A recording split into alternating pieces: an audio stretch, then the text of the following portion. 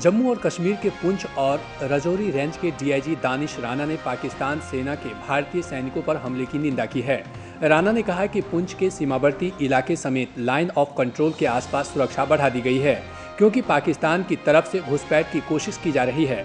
राणा ने कहा है कि पिछले 2 महीने से कई बार पाकिस्तानी सेना ने युद्ध विराम का उल्लंघन किया, क्योंकि वो घुसपैठ करना चाहता है।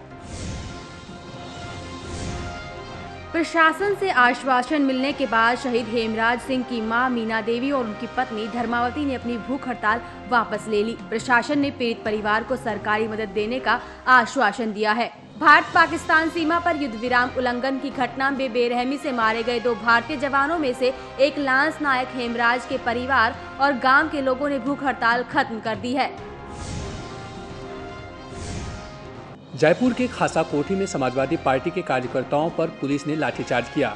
अखिलेश यादव जयपुर के अमरूदों के बाग से खासाकोठी सर्किल पहुंचे तो कार्यकर्ताओं को मिलने नहीं दिया गया। कार्यकर्ता जब अखिलेश यादव से मिलने की कोशिश करने लगे तो पुलिस ने उन्हें धक्का दिया। कार्यकर्ताओं को अंदर भी नहीं घुसने दिया। जबरदस्ती करने पर पुलिस ने महिला कार्यकर्ताओं के साथ पार्टी के कार्यकर्ताओं पर लाठी बरसा दिया। हालांकि इस मामले में पार्टी के प्रदेशाध्यक्ष पंडित राम किशन ने कहा है कि सरकार बौखला गई है, पुलिस को इस तरह का व्यवहार नहीं करना चाहिए। कार्यकर्ताओं पर लाठीचार्ज करना सरकार की सोची समझी चाल है। उत्तर प्रदेश के मेरठ के ऐतिहासिक सूरजकुंड पार्क में बीजेपी नेता वरुण गांधी ने स्वामी विवेकानंद की मूर्ति पर माल्यार्पण किया। स्वामी विवेकानंद की 150वीं जयंती मनाई जा रही है। इस अवसर पर वरुण गांधी ने लोगों को संबोधित करते हुए कहा कि हमें स्वामी जी के बताए मार्ग पर चलने की आवश्यकता है। जयपुर के सवाई मानसिंह स्टेडियम में स्वामी विवेकानंद की 150वीं जयंती मनाई गई। राज्य के मुख्यमंत्री अशोक गहलोत की मौजूदगी में हुए कार्यक्रम में काफी संख्या में युवा शरीक हुए। राज्य के श्रम मंत्री मांगेलाल गरासिया इस मौके पर मौजूद थे। गरासिया ने कहा कि इस कार्यक्रम का मकसद है कि स्वामी जी के मूल्यों को याद करें, ये बताना कि युवा शक्ति से ही देश प्रगति कर सकता है।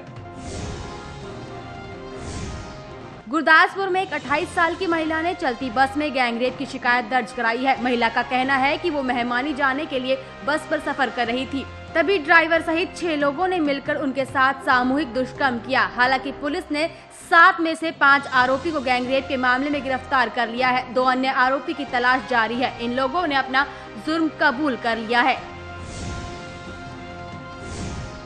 मुंबई के सांता क्रूज इलाके में एसीपी वसंत ढोबले की कथित रेड के दौरान एक हॉकर की मौत पर कांग्रेस के सांसद प्रिया दत्त ने जांच की मांग की है।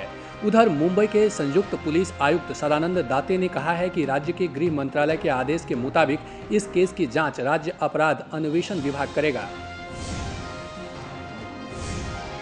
राजस्थान के बीकानेर में छेड़छाड़ का विरोध करने पर खेत मालिक ने अपने नौकर की पत्नी को गोली मार दी। घायल महिला को बीकानेर के पीबीएम अस्पताल में भर्ती करवाया गया, जहां रात भर चले लंबे ऑपरेशन के बाद भी उसकी स्थिति गंभीर बनी हुई है। दरअसल शुक्रवार शाम को खेत मालिक अंग्रेज सिंह ने अपने ही नौकर गणेश राम की पत्नी को अकेला पाकर कथित तौर पर छेड़छाड़ की कोशिश की। महिला द्वारा विरोध करने पर अंग्रेज सिंह ने इसके पेट में अपनी रिवॉल्वर से गोली मार दी और फरार हो गया। इटावा के जसवंत नगर विधानसभा क्षेत्र में बसरेहर थाना के अंतर्गत किल्ली सुल्तानपुर गांव में 5 साल के मासूम को गांव के ही नाबालिग ओमकार ने खेत में ले जाकर दुष्कर्म किया और भाग गया। पीड़िता के पिता ने थाना बसरेहर में इसकी शिकायत दर्ज करवानी चाहिए, लेकिन उसे वहां से भगा दिया गया। इसके बाद पीड़िता का पिता जिला मुख्यालय पर जाकर कचहरी में डीएम और एसएसपी के न होने पर एडिशनल एसपी को लिखित शिकायत की। एडिशनल एसपी का कहना है कि आरोपी भी नाबालिग है, इसलिए कार्रवाई नहीं की गई थी, लेकिन जांच की जाएगी। पंजाब के मोगा में भाई ने प्रॉपर्टी विवाद में भाई की हत्या कर दी है। घटना धर्मकोट पुलिस थाना क्षेत्र की है। बताया जाता है कि भाई ने ही भाई की तलवार से हत्या की है। दरअसल म्यूटेशन को लेकर दोनों भाई में विवाद बढ़ गया। इस पर करत सिंह ने अपने चचेरे भाई कुलदीप सिंह पर तलवार से हमला कर दिया। जब पीड़ित की पत्नी उसे बचाने के लिए आई तो उससे भी पत्थर से बुरी तरह कुचला गया और वो जख्मी हो गई। इस विवाद में मृतक के पिता और मां को भी चोटें आई है। इन लोगों का इलाज चल रहा है। उधर आरोपी भी मोगा के अस्पताल में भर्ती है। झारखंड मुक्ति मोर्चा के नेता संजीव कुमार ने कहा है कि उनकी पार्टी राज्य में नए चुनाव के लिए तैयार है और सरकार बनाएगी। हाल ही में जेएमएम के राज्य की अर्जुन मुंडा सरकार से समर्थन वापस ले लिया है। संजीव ने कहा कि उन्होंने केंद्र सरकार की स्थिति बता दी है कि क्यों उन्हें मुंडा सरकार से समर्थन वापस लिया। जनता दल यूनाइटेड के नेता कैप्टन जेपी निषाद ने कांग्रेस के नेता दिग्विजय सिंह के बयान की निंदा की है। उन्होंने कहा कि ऐसा लगता है कि सिंह भ्रष्टाचार की वकालत करते हैं और समर्थन भी। गौरतलब है कि पाकिस्तानी सेना द्वारा 2 भारतीय सैनिकों की हत्या पर निषाद ने कहा कि इसे बर्दाश्त नहीं किया जाएगा। अगर पाकिस्तान वाकई इस मामले में संवेदनशील है तो उसे दोषियों को भारत को सौंप देना चाहिए। बम निरोधक दस्ते ने छत्तीसगढ़ के राजनंदगांव के अंबाड़गढ़ में एक बम को डिफ्यूज कर दिया। पुलिस पर हमला करने की नियत से नक्सलियों ने ये बम प्लांट किया था। भारत तिब्बत सीमा पुलिस के अधिकारियों ने बताया कि कई बार प्रभावित क्षेत्र का दौरा करते रहने से फायदा मिलता है। गश्त के दौरान ही ये बम मिला, जिसे डिफ्यूज कर दिया गया। छत्तीसगढ़ के रायपुर में ग्रामीण विकास मंत्री जयराम रमेश ने गरीब महिलाओं के लिए शौचालय बनाने की आवश्यकता पर बल दिया। साथ ही पुलिस में महिलाओं की भर्ती को लेकर भी अपने विचार रखे। ग्रामीण मंत्री के मुताबिक शौचालयों का निर्माण महिलाओं की सुरक्षा और गरिमा के लिए आवश्यक है। देश भर में महिला अपराधों में हो रही बढ़ोतरी के चलते जयराम रमेश ने कहा कि सालों से लटके हुए मामलों पर जल्द से जल्द कार्रवाई की जानी चाहिए। भारत में कानूनों की कमी नहीं है, लेकिन कानूनों के कार्रवाई में सालों लग जाते हैं। गुवाहाटी में राजधानी शहरी शीत मेला का समापन हो गया। ये मेला 10 जनवरी से शुरू हुआ था।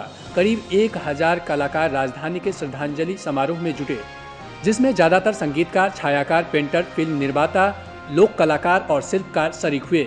देश और विदेश के कलाकारों के कारनामों को देखने के लिए काफी मात्रा में लोग आए थे। इस मौके पर शॉर्ट फिल्म फेस्टिवल लोगों के आकर्षण का केंद्र बना रहा। राज्य के मुख्यमंत्री तरुण गोगोई आखिरी दिन कार्यक्रम में आए और राज्य के युवाओं को कहा कि वे काफी सक्षम हैं। फिल्म जगत के जोया अख्तर, रीमा कागती, अनुषा रिजवी और लोक गायक सुष्मित बोस भी कार्यक्रम में शरीक हुए। भारतीय हॉकी टीम के पूर्व कप्तान और पंजाब वॉरियर्स के असिस्टेंट मैनेजर जगबीर सिंह के मुताबिक hockey India league Punjab warriors सबसे मजबूत टीम है। उनका मानना है कि टीम का हेड कोच किसी ऑस्ट्रेलियाई के होने से भारतीय खिलाड़ियों की शैली में कोई बदलाव नहीं आने देंगे, क्योंकि सीनियर टीम के कोच माइकल नॉब्स हैं, जो ऑस्ट्रेलिया के ही हैं।